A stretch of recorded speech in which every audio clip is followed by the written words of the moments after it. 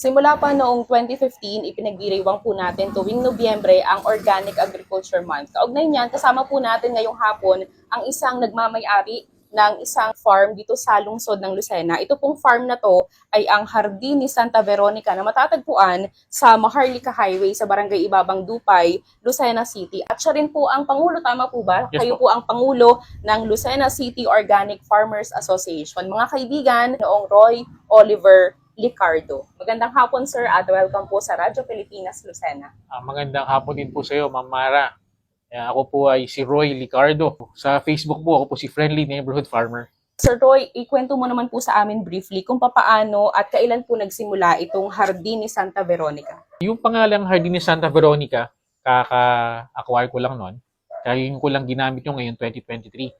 Pero nagsimula na ako magtanim noong 2018. Tinawag namin siyang Santa Veronica dahil po ang patron saint ng aming family ay Santa Veronica. Kami po yung naglalabas ng santo na Santa Veronica tuwing mahal na araw. Pagtatanim naman po, nagsimula ako before pandemic pa. So 2018. Una kasi hindi ko na maalam kung ano yung tamang pagtatanim eh. I still use the natural way, natural method. Ito na nga yung paggamit ng organic. My farm is not yet registered organic farm. So, hindi ko siya masasabing organic farm yung aking taniman. Kasi kailangan mo registro yan eh. Kailangan mo magpa-certify. But still, I'm using the natural method. So, hindi po ako nagamit ng pesticide at hindi rin po ako nagamit ng synthetic fertilizer. Sir, ano-ano ba yung mga specific organic farming methods na ginagamit po ninyo? Dahil sabi po dun sa page ng Hardin ni Santa Veronica, gumagamit po kayo ng organic technology. Sa land preparation pa lang, kasama natin dyan yung mga manure na sa tingin natin na masustansya o kailangan ng ating lupa para mas may bigay natin yung tamang nutrisyon. So gumagamit po ako ng chicken manure at saka ng cow manure. So kung makapadaan po kayo sa ngayon sa aking taniman, natambakan po siya ng chicken manure. Itong taniman ni Sir Roy ay nasa katapat ng SEFI. Ayan, Kalayan. Kalayan. Po. So, tapat po siya ng Kalayan Educational Foundation. So harap na harap po siya. Ito po ay matagal na bangating lupa ng aking in-laws, ng pamilya. So hindi po siya nagagamit for several years na dati ay taniman ng palay. So pinakinabangan ko po siya at ginagawa ko nga siyang gulayan. 2018 pa si Sir Roy nagsimulang magtanim. 5 years na, sir. Oh, tagal na pala, no? O, kalahating dekada na. Oo, pero nagsimula naman akong maging tunay na magsasaka noong nagtapos ako ng organic agriculture production sa TESDA. At the same time, nag-aaral din ako ng organic agriculture sa UP Los Baños. Prior to that, may mga konti na ako natutunan sa Farm Field School na sponsored ng City Agriculture's Office. Pero iba pa rin yung nakatapos ka ng TESDA at saka UP Los Baños ng organic agriculture. Sir, ano po ba ang kaibahan ng organic farming sa conventional farming method? Pag sinabing kasing conventional, ito yung paggamit ng ibang paraan para mas maging masustansya, mas mabilis, mas marami kang ma-harvest. At the same time, may iwasan mo yung mga kalaban na peste. Ang conventional, gumagamit yan ng synthetic fertilizer at ng synthetic pesticide. So yun naman ang iniiwasan namin gamitin sa aming mga farmer na kagaya namin na may karanasan sa organic o yung natural way. So hindi kami nagamit ng synthetic fertilizer. So ang gamit namin is yung una-una, sa land preparation pa lang, lagyan namin yan ng chicken manure. So nilalagyan namin ng basal application yan. Ginagamitan namin ng mga inoculant o ng IMO organism na nakagpapaganda ng taniman. At the same time, at a regular basis, nilagyan namin siya ng mga concoction like fermented plant juice. So ito yung na-ferment coming from molasses ng mga sustansya makukuha mo sa halaman din. Same thing with fermented fruit juice. So ito yung mga galing sa mga bunga na pwede mong kunan ng tamang nutrisyon. Ito yung hinahanap nating NPK, yung nitrogen, phosphorus, and potassium. Meron po yan sa ating kapagiligiran na pwede lang natin i-ferment para magamit natin on a regular basis. And when it comes to controlling the pest, so gumagawa po kami ito po yung halong timpla ng iniiwasan ng mga peste. So nagtitimpla po kami ng sili, ng bawang at saka ng luya. So para iwasan nyo ng mga peste.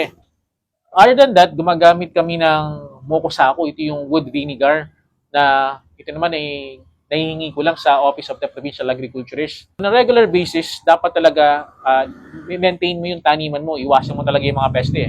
So dapat hindi kami mawala ng organic o ng pesticide mula sa sariling taniman. Sir, ano naman ang kaibahan ng organic produce tulad ng mga organic vegetable sa hindi organic? Ayan, napakalaki ng pinagkaiba niyan. Una-una, pag tayo bumili ng gulay, ang hanap lang naman natin kung siya ay available at Yan. affordable. Mm-mm. So ngayon, dahil tayo naging conscious na, nalaman na natin kung ano yung pinagkaiba, we also look for its wellness.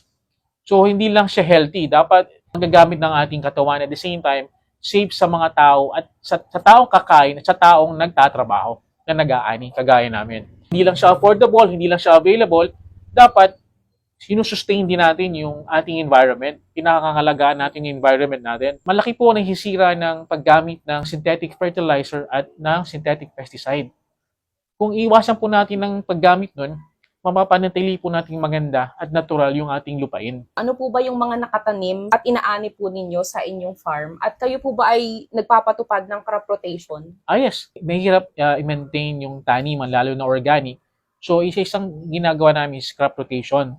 Una-una, para maiwasan yung mga paglaki o pagdami ng mga peste. So, ang nakatanim ko ngayon ay para siyang bahay kubo. Talong, okra, dalawang klaseng sili, dalawang klaseng sitaw, meron tayong kalabasa, upo, patola, pipino, melon, papaya, kangkong, pechay, mustasa. Meron pa akong lettuce, kamatis. Ayan, nasa palibot lang po yan ng taniman. So, pwede ka nang mamili ron kasi kompleto na po tayo ng tanim. Hindi mo na kailangan pumunta sa grocery, hindi mo na kailangan pumunta sa talipapa. Pwede po kayong pumitas. Magpapapitas po kayo sa amin. Kasi ngayon po, panahon ngayon, napakaputik po kasi maulan. So, mahirap siyang pasukin. So, yung mga kapitbahay ko po, sanay po silang dumorbel at kumatok at bumili ng gulay. Fresh po yun. So, pipitasin namin siya pag kailangan nyo. Sir, napakaraming nakatanim sa inyong farm. Gaano po kalawak ba yung inyong farm? Bali, kalahati pa lang yung nagagamit ko. So, 6,000 square meters siya. Like for example, ang isang antalong, meron akong 32 plots ng talong, 64 plots ng sitaw, 4 na plots ng pechay, 4 na plots ng kamatis, 4 na plots ng labasa, 4 na plot ng patola, 4 na plot na upo. So, talaga dinistribute namin siya para magkasya lahat. Memorya ni Sir yung kanyang tanim, ibig sabihin ay talagang hands-on. Yan po. Yan po ay mahabang planning. Hindi mo siya pwedeng sabay-sabay ni tanim eh. Kasi may mauuna, may mahuhuli. So, kailangan maitanim mo muna yung mahuhuli. Like for example, ang inuna ko itanim ay kalabasa. Kasi 4 na buwan siya bago mo ma-harvest. Yung pechay mustasa, every month pwede kang mag-harvest. So, siyang ihuhuli mo para on the day ng iyong harvest time, sabay-sabay silang mamumunga. So, ngayon po, it's on my second season. So, tapos na ako sa first cropping, second cropping na ako ngayon. Nagsisimula po ulit ako ng third season. Kasi matatapos na uli yung second season eh. Nagsimula po ako on the middle of May. Kasi mahaba po yung aking land prep. Nagsimula ako ng January, February, March, April for the land preparation. During that time, nagsimula na magpunla. Inuna ko yung talaga yung mahaba ang cycle. Tulad ng, yung kalabasa, yung talong, sili. Matatagal po yan. So, the rest, sinunod ko na lang yung mga crops para hindi maiwan, para magsabay-sabay. So, I was expecting na ang first cropping season ko is July. So, yun yung harvest day ko, July. So, sabay-sabay yun, namunga. Kaya lang, may nauna pa rin. So, nauna yung sitaw, nauna yung talong, and the rest, saka pa lang siya humahabol. So, ngayon nga po is on my third season, nagpapatanim ako ngayon ng upo, kalabasa, isa pipino, at saka bagong talong. Sir, ano naman yung mga na-encounter ninyong challenges sa organic farming? Bali, pag sinabi kasing you're doing the natural way, hindi mo naman kayang kontrolin yung mga peste. Nandiyan pa rin sila. So, kailangan lang ma-maintain mo yung damo para hindi tumataas, para hindi dun lumalaki yung mga peste. Regular ang ating paggamit ng grass cutter at saka paggagamas. So, labor-intensive siya. Kailangan lagi kang may tao. Hindi ka pwedeng magkakatao ka lang pag harvestin na. So, kailangan i-maintain mo yung cleanliness ng taniman mo. Pangalawa, panahon ngayon, nag-uulan. So, ang kalaban natin dito is fungi. Ang panlaban ko lang sa fungi is may ginagamit akong organic fungicide pero kulang eh. So, sinasabayan ko siya ng mokusaku dahil nga maulan pa rin, ay binabaha ako. Baha at peste. Yan. Paano niyo po minamarket yung inyong mga produkto? Bukod sa farm, saan niyo pa po ibinebenta yung mga produce? Ayan, buti na banggit niyo po yan. So, i-advertise ko na po, ano, as integrated farm. So, sinigurado kong kompleto yung aking gulay para pagdating ko sa market, kahit solo ko, kayang kong sustain yung kailangan ng isang household. So, every Saturday po, meron po kaming pwesto sa Petron Gulang-Gulang. Diyan po sa malapit sa PLDT Meralco. Nandiyan po yung organic market natin. So, ibig sabihin po, lahat ng tinda namin doon, organic. So, kasama ko po yung aking mga kasamahan sa Lucena City Organic Farmer Association. Pumepesto po kami ron from 7 until 12. Pero, pag maulan at marami pang tinda, inaabot kami ng hapon. Pero hindi pa po kami inaabot ng more than 2 p.m. kasi nauubos po talaga sa umaga. So, agahan niyo po pag kayo papasyal ng Sabado. Sunday naman po, Sunday market. Nasa SM po kami. And then, yun po ay halo-halo po kami. Hindi lang organic na doon. So, may mga kasamahan din po ako doon na nagtitinda ng conventional produce. During Mondays naman, so ito naman po yung kadiwa. So, meron po kami kadiwa dito sa Lucena. So, kami po ay napesto sa City Hall Government Complex, dyan po sa Kanlurang Mayaw. So, halo-halo rin po ito. So, hindi lang po siya organic produce.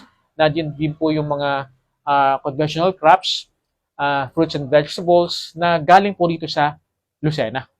Ayan, pati po mga ready to eat, mga cooked food, dala rin po namin. So, nandun po kami tuwing Monday. Regular po yun, yung Saturday, Sunday, and Monday schedules. Yes, regular po yun. Kaya abala ako pag Sabado, Linggo, Lunes.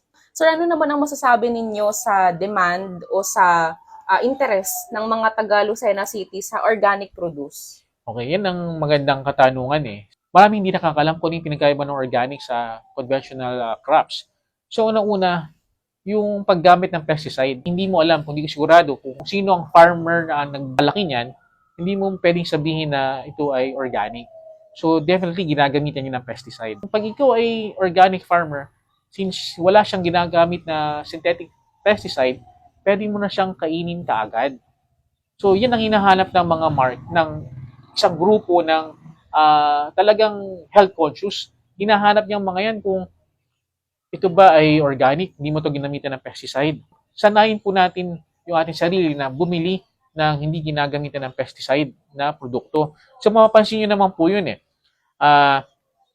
Maraming kain, maraming butas yung dahon.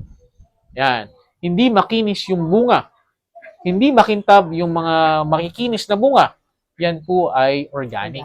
Yan. Kasi pag yun ay maganda, makinis, yan ay may pesticide. Kasi hindi dinadapuan ng hayop yan eh. Posible yung dragon fruit eh. Hindi mo maiiwasan yun. Yung bulate, hindi mo maiiwasan na andyan sila. So, ang iniiwasan natin dito yung mga fruit borer, yung nambubutas, yung mga bulate hindi umakit sa halaman, yung mga grasshopper ay nahuhuli mo kasi hindi naman yung basta-basta napapatay. Ibig sabihin, ang organic produce ay mas healthy at mas safe. Yan, mas healthy and safe. Opo. Tama po yun.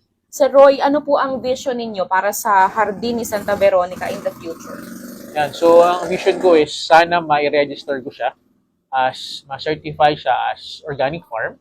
So mahaba pa kong proseso to. Hindi ako nagmamadali kasi gastos din yun eh. I'm trying to maintain the natural way. So ginagamit ko ang term is naturally grown and pesticide-free produce.